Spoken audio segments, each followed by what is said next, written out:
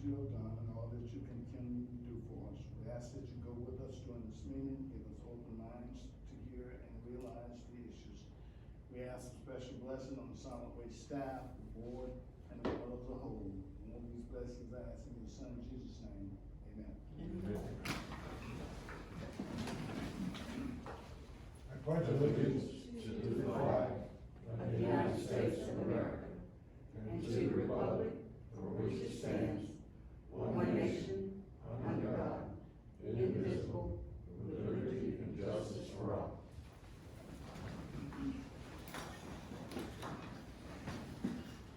Can I get a motion for the approval of the agenda? Second. The motion is second. Any discussion? Not all in favor, please signify by saying aye. Aye. Opposition? There is none. Passes unanimously. Next, we will go to new business, which is a presentation of the draft 2022 solid waste management plan. Thank you, Mr. Chairman. Ed is going to present, the plan, an overview of it. And I made this comment many times that this plan is not the Horry County Solid Waste Authority plan. It's the county-wide plan. The city's got 4 people, 4 slots.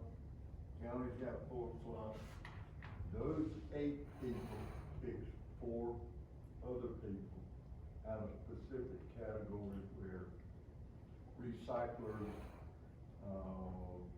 environmentalists, but they pick those 4. So this is a county-wide plan, and Ed will got a PowerPoint, and we'll move on through.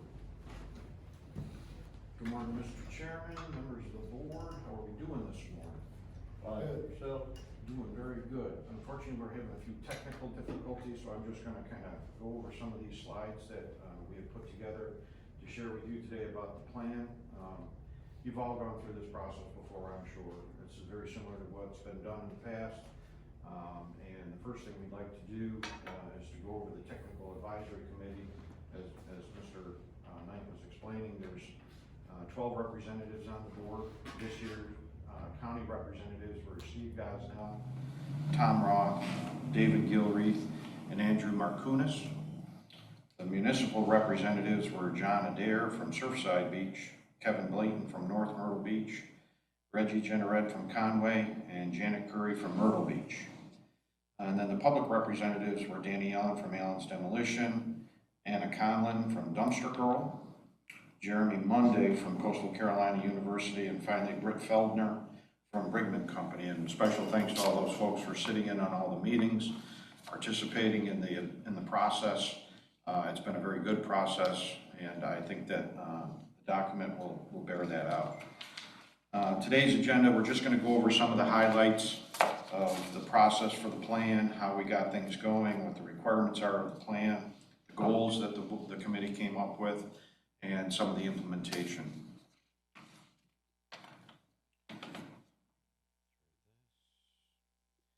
far as the plan goes, when the South Carolina Solid Waste Policy and Management Act was passed in 1991, they required that the counties make sure that there is a planning process and that all the municipalities are involved with it. Again, as Danny was mentioning, a third of them were county representatives, a third of them are municipal representatives, and the last third are public representatives, one from the private waste hauling side, one from the private recycling side, and then 2 from the environmental side. Been involved in environmental issues for at least 5 years. The one thing that we did change, and I'll talk about it a bit more later, is that this is the process that we went through 3 years ago, and it has been on a 3-year cycle since its inception. However, because of the timing of this and how things go, a recommendation has been made to extend that to 5 years as opposed to 3 years. There'll be some extra meetings in between the 5 years where the full TAC committee got together, maybe a special subcommittee on issues such as tires. But for the most part, the board felt, or the committee felt, that every 5 years was sufficient for updating the plan. As far as the activities go, pretty standard fare. There was a kickoff meeting on April 20th of last year, so we just passed our 1-year milestone, which again is another reason for extending from 3 to 5 years. It seems like you just get done with the process and then you're starting right back in and redoing it again. So one of the reasons we're extending it. We had our first meeting to talk about the data that we were going to need from the municipalities and some of the things that we're going to be reviewing in the plan. That happened on July 1. Then on August 25th, we went through all of the different special issues: solar panels, lithium batteries, tires, all of those things that are new to the industry that we were going to be having to deal with in the coming years. And we wanted to be sure we place special emphasis on those things as we begin to plan for disposal and or recycling options for those materials. Then the last TAC meeting was held on November 3rd, where we looked at the revised draft with all the comments that had been made and whatnot. Policy Council meeting was held on March 22nd. And then this is one of the last phases here, is this public hearing being held today. After today, we will get the final draft of the report, the minutes from this meeting, the minutes from the Policy Council meeting, all of the draft resolutions, which there's 8. 5 have been returned so far, so we're waiting on 3 more. And once we have all that information, then that will be passed on to the county to go to the IR&R committee and ultimately approved by council. A little bit about the goals for South Carolina. They've changed a little bit since the last time we talked. In the past, there's been a goal of 50% recycling by 2030. They've changed that now. They've revised it and taken off any kind of year-date goal. Now they're just saying that they would like to see 40% recycling of MSW in general. There's no end date where they're trying to achieve that. So in 2022, the annual report for South Carolina showed that there was a 22.7% recycling rate for the state. Here at Horry County, we had a 27.7% rate. So we're doing as good or better than most in the state at this point. They'd also like to reduce the MSW disposal to a little over 3 pounds, 3.25 pounds per person per day. According to the 2022 annual report, South Carolina was at 4.2 pounds, and Horry County was at 4.47 pounds. Now, a lot of that can be attributed to the tourism population. We struggle with that all the time to try to get an adjusted tourism number for the population for the county. And we've gone through and done an analysis of different sources and came up with a calculation to determine what that population number will be.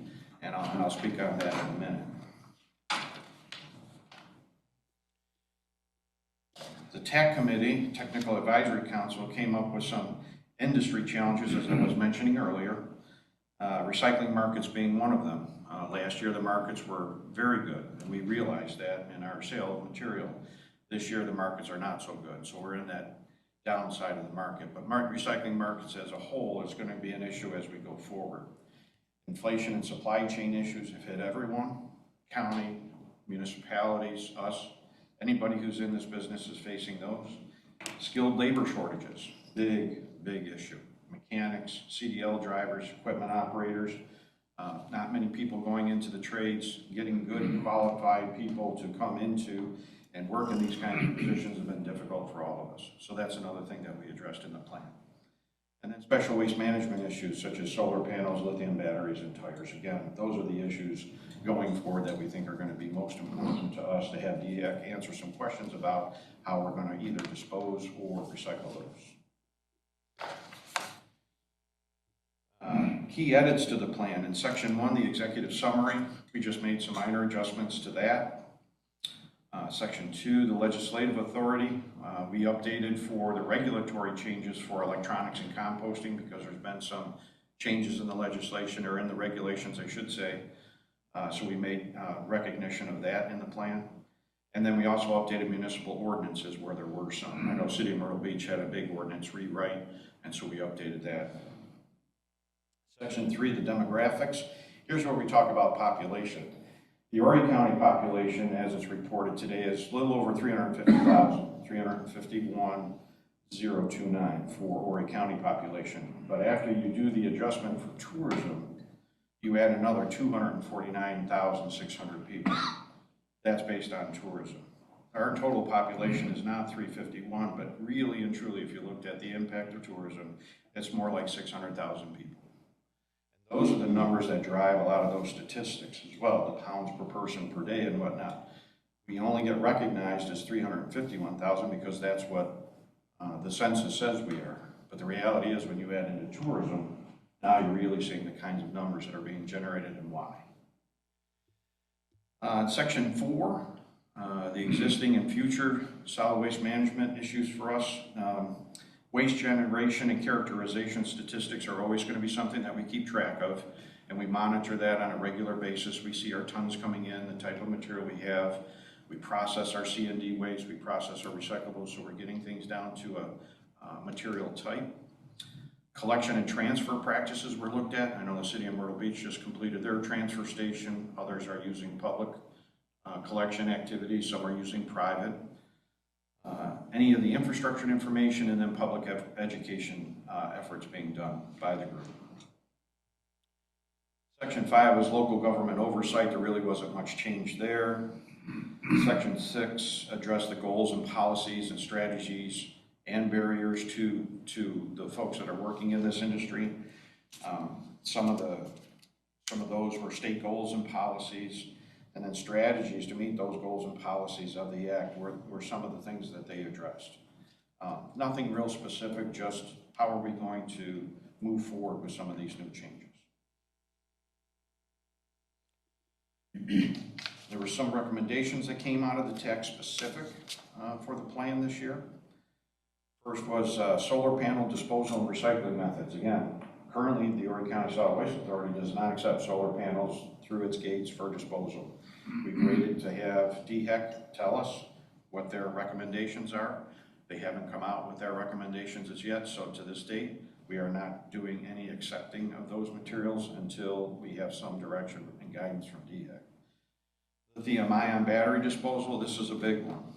These are where a lot of the fires in our C&D area come from because of the components in a lithium battery are subject to ignition when you get water mixed in and they break open and they come in contact with other products. So those are something that across the board, not just here, but everywhere in the country, they've seen about a doubling in the amount of fires either in recycling facilities, disposal facilities. These are a big problem in the waste stream, so they wanted to address that. Tires, oh my gosh, the tire issue. Our committee has met for the last, 6 to 8 months, and we finally have a piece of legislation that's been adopted or recommended for adoption, but we just can't get it through the legislature. The appetite for any kind of a fee increase or a tax increase just isn't there, and if it's included, it's dead on arrival.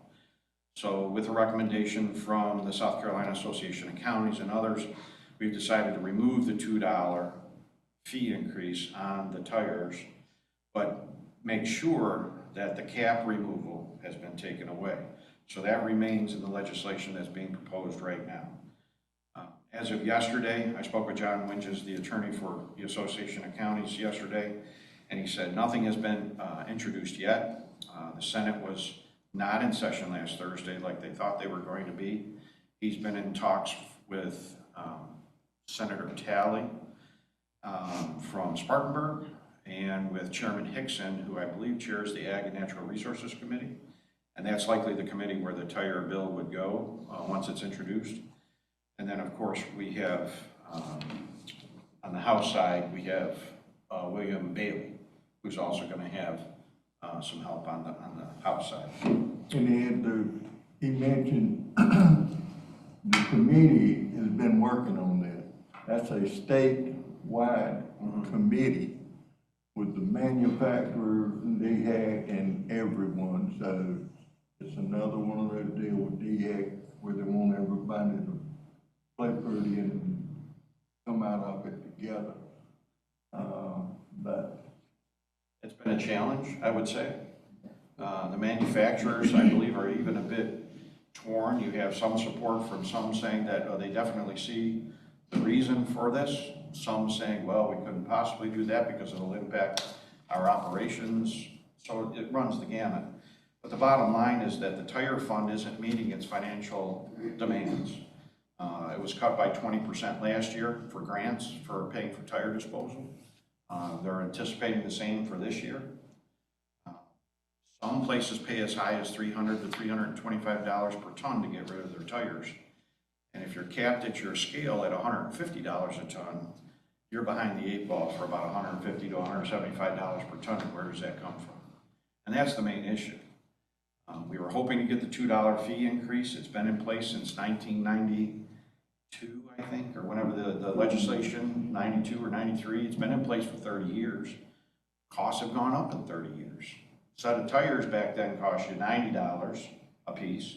So today, that same tire is about $180, I think, is what we found. So the tire manufacturers certainly have addressed their increase in costs. But when we're asked to manage the tires, that's always going to be a difficult move. So we're hoping that once it gets to committee that we'll be able to have some good discussion and maybe change the hearts and minds of some of those that are on those committees. And since it's a 2-year session, if it gets introduced this year, we aren't going to be able to take our bill forward. But if there was another bill that was going forward this year that we could attach to, might happen in this session, but not likely. We're looking at next year probably for this to actually come to fruition. Another recommendation is on the subcommittees that had been established prior. They would like to add a challenging materials subcommittee, again, to address lithium batteries, tires, solar panels, and any other materials that become one of those special waste items that need to be addressed. They also recommended removing the organics subcommittee because we have composting up and running now. We have food waste recycling that's up and running now, and we're going to continue to expand those operations where we can. But they didn't feel that a subcommittee for that was necessary anymore, so they wanted to remove that, as well as the municipality subcommittee. The municipalities never got together. Apparently that was one they wanted to set up so that they could share information amongst themselves. Just never got done, and they didn't think that it ever would, so they recommended pulling that out of the plan as well. And then again, lastly, update the plan every 5 years as opposed to 3 years.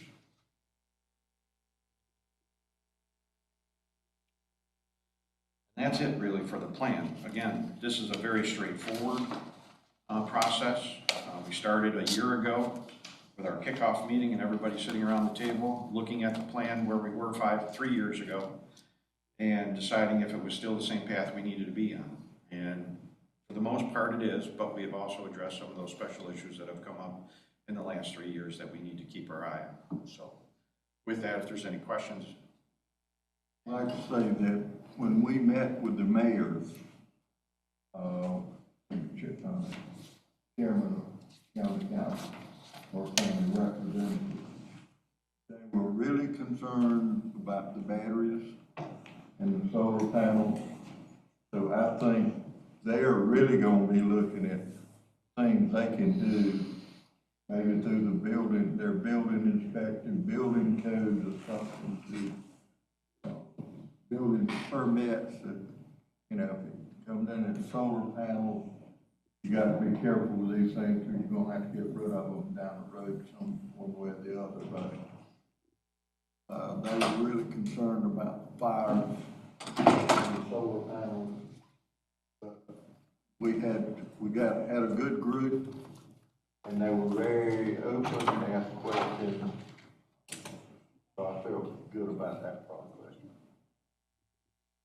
Just got one question. We're always going back to population. We always do these every 3 to 5 years, and we do on local 350,000 or whatever it is, when everybody knows that our population is double that. Why isn't there some recommendation or something that we can do to try to make sure that we're dealing with information that deals with 500 or 600,000 rather than just the 350,000, because everybody sitting around the table knows, and it used to be just the summer, but we have a flux of tourists year round. So Year those round. numbers are up all the time. It's not just 350,000, it's 400,000 or better year round. Do we ever encompass that kind of, question about what we can do about that? I'm not sure how it's been handled in the past, other than it's been a notation every time that the plan has Yeah, been done.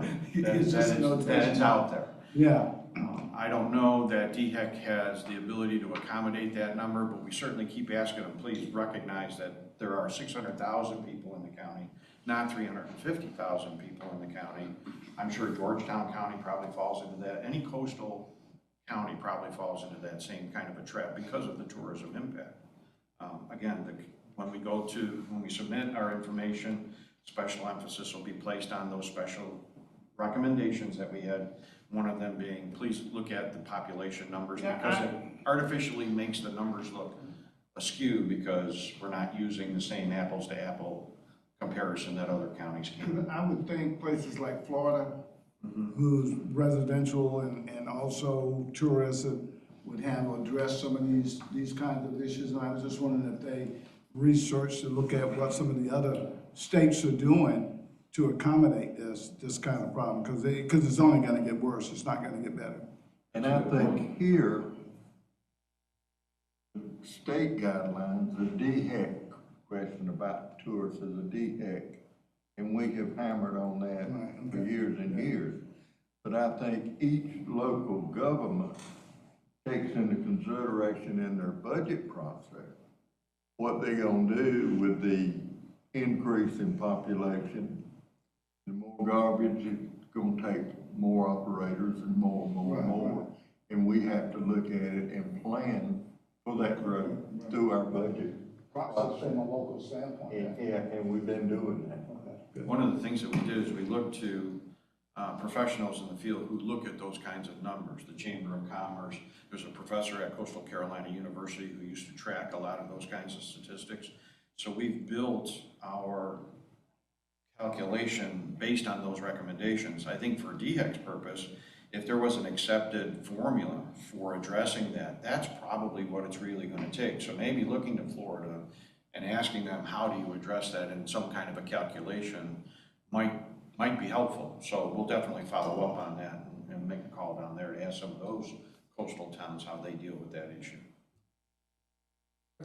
That was just, a thought, because I know that we have tons of, tourists coming in. So as long as Danny said, we're looking at basically local government, so as long as we have some plan in place to try to counteract that, 100%. that's, Yeah. And this plan doesn't keep us from planning right. for the future, looking at different technologies for the future. It's a roadmap for the entire county, and what the state does is take these plans and they combine them and look at them to make sure that the statewide plan meets the needs of the statewide group. So, this doesn't limit us on planning and budgeting and stuff like that, nor does it limit any of the municipalities. Any other questions? I have one question. Do we have any idea as to how much solid waste we're receiving from outside the county? How much is being brought in from our neighboring counties? We say People who none. use our facilities? We say, Legal or illegal? we say none. And we actually, the last process we got involved in the outside county material, we had a hauler hauling for a small government in the old country. And he had a route through Marion County, then he would come on down. And we called him, stopped him, made him aware. They had to split them loads up somewhere. So we're watching that really heavy, and we're checking pretty hard on C&D also. But We don't take any outside material on paper. But we went to county council to take commodities at the MRF, recyclables. And they approved that. Now, the dregs is another situation, what you got left over. But we learned a lesson on what we did with Charleston on the dregs, so, you know, if that comes back up, we know exactly the position we're gonna take. Because the MRF has to pay a tipping fee for the dregs. It comes out of their budget. C&D pays the leftover. It goes across the scale, so everybody pays across the scale, no matter where you are, the color of the truck, or whatever. Any other questions? Thank you, sir. Thank you. At this time, we have no one for public input, but we will go into a timeout until 9:45. See if anyone comes in.